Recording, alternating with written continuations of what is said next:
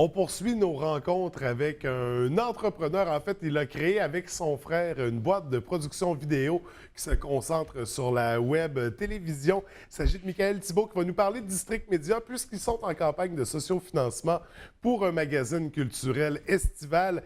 Michael, bienvenue à l'émission, ça va bien? Bon matin, François, oui. Ben écoute, merci. District Média, c'est une jeune PME, une jeune entreprise que, comme je mentionnais, tu as créée avec ton frère. Vous êtes tous les deux étudiants en ATM. Qu'est-ce qui vous a amené à plonger aussi rapidement dans la production? En fait, au départ, on a décidé de lancer une entreprise d'information locale. Oui. Ça s'appelait Info Saguenay. Je ne sais pas s'il y a peut-être des gens à la maison qui ont déjà eu la chance de consulter ça.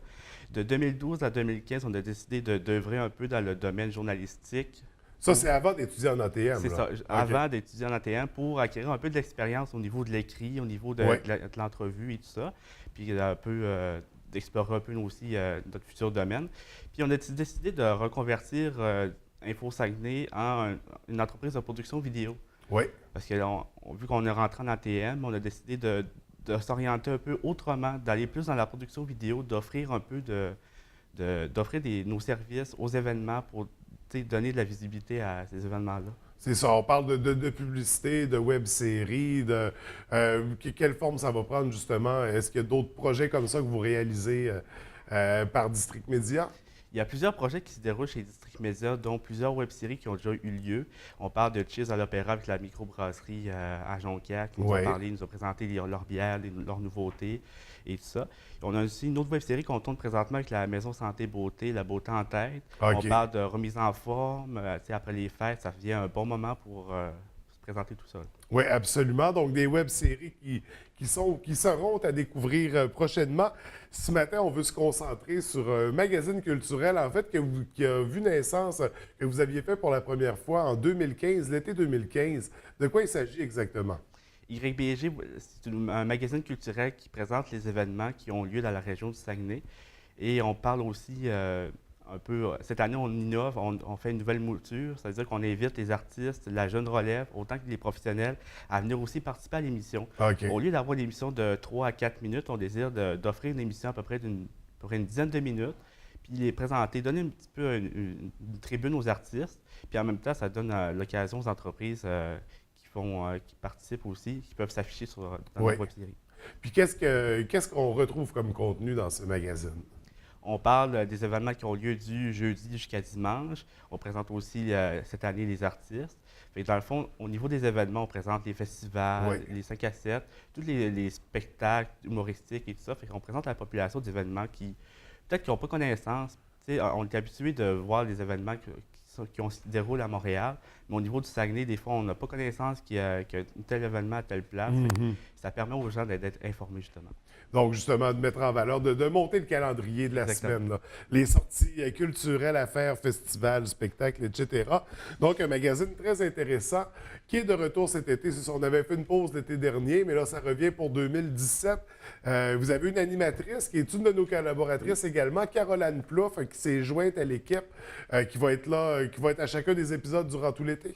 Exactement, on a embauché en fait Caroline Plouffe, justement pour être à la barre de l'animation. On sait que c'est une fille très professionnelle Oui.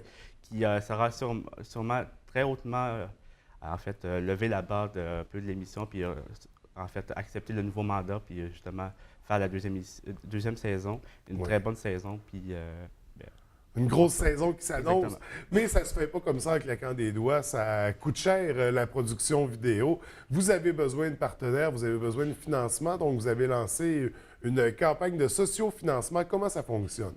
une campagne de source-financement, ça se fait sur une plateforme web. Oui, Il y a plusieurs plateformes qui existent, il y en a plusieurs centaines en fait. On a décidé de choisir le site web Indiegogo. Ça nous permet d'être un petit peu flexible au niveau du budget et tout ça. Fait que s'il y a des personnes qui donnent un certain montant, à la fin de 2 mois, parce que la campagne dure à peu près 2 mois, une campagne de sociofinancement, ça permet de ramasser quand même l'argent puis de réaliser la web-série.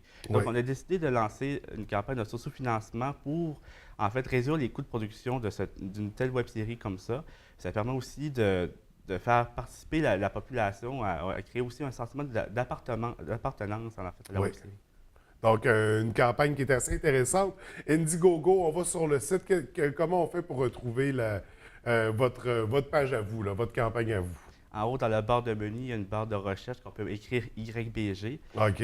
Puis on va trouver directement la campagne de sociofinancement. Il faut aussi savoir que sur Indiegogo, il faut payer par carte de crédit. OK. Mais si les gens à la maison qui désirent payer soit par chèque, mandat de poste ou d'autres paiements, bien, ils peuvent aussi prendre contact avec nous pour justement voir. C'est ça. Donc, ils peuvent communiquer avec vous pour les modalités de paiement autres que la carte de crédit, bien sûr. Justement, comment on communique avec vous? Vous avez une page Facebook, un site Internet? On a une page Facebook, on a un site web, c'est le districtmedia.ca. On a aussi notre plateforme où on met nos capsules habituellement, puis la web-série YPG, c'est le district.media, le www.district.media. Donc, on retrouve toutes vos productions. Exactement. Pour aller voir les web-séries qu'on a mentionnées plus tôt. C'est là que ça se passe. Donc, la web-série sur la beauté. L'autre, c'était quoi? Sur la bière, sur la bière. Donc, une autre très, très intéressante par le site de District Média. Également, là, le magazine culturel s'en vient. Est-ce qu'on a d'autres projets comme ça à surveiller prochainement? On a plusieurs web-séries qui sont en ce moment en train d'être planifiées. C'est des web-séries style commercial avec des entreprises. Présentement, c'est en train de préparer. Je ne peux pas m'avancer sur ce sujet-là. OK. Ça permet en même temps de... Mais il y a des surprises, il y a des trucs qui s'en viennent, ça, c'est certain. Exactement. Pour la jeune entreprise District Média. Donc, toi et ton frère, là, vous êtes toujours aux études en ATM. Quand ça va se terminer tout ça, qu'est-ce qu'on fait? On s'investit à fond dans District Média ou il y a d'autres projets professionnels? C'est sûr que les stages arrivent du côté de mon frère. Et moi, j'ai suis étudiant en deuxième année, fait qu'il me reste quand même quand même un an ou deux à peu près pour être sur le marché du travail. C'est sûr qu'on étudie en journalisme, fait que ça permet en même temps d'écrire des articles et tout ça. Mais quand on va être rendu sur le marché du travail, c'est sûr que District Média va avoir un choix à faire un peu d'être ça en temps partiel, comme on fait présentement vu qu'on est nos études. Puis après ça, de continuer ça après ça, quand on va décider de poursuivre. Donc, c'est ça. Ou bien ça va ralentir, ou on va passer à vitesse supérieure. Ça sera surveillé. Mais pour l'instant, on va vraiment se concentrer sur cette belle production-là qui s'en vient. Donc, on pourra voir à compter de quelle date cet été? À compter du 5 juillet. Ça va se dérouler pendant 8 semaines. 8 semaines minimum. Ça dépend aussi de comment on va récolter de budget sur une campagne Indiegogo. Il faut savoir aussi sur une campagne de sociofinancement, on atteint généralement entre 25 et 30 du budget qu'on demande, en fait. OK. Donc, c'est ce qu'on vise. Donc, quel est votre objectif exactement?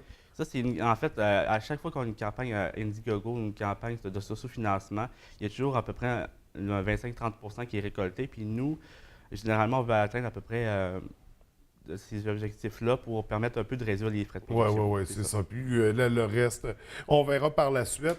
Donc, on va sur Indiegogo, YGB, YBG, pardon, pour donner des sous, s'investir, permettre cette belle production-là qu'on surveille à compter du début du mois de juillet. Ça va être la référence pour les sorties culturelles cet été.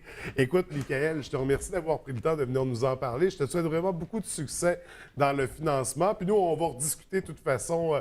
Il y a peut-être certaines possibilités qui s'offrent à nous, mais en attendant, on va aller sur Indiegogo pour vous soutenir, puis aller voir par votre site Internet vos productions qui existent déjà.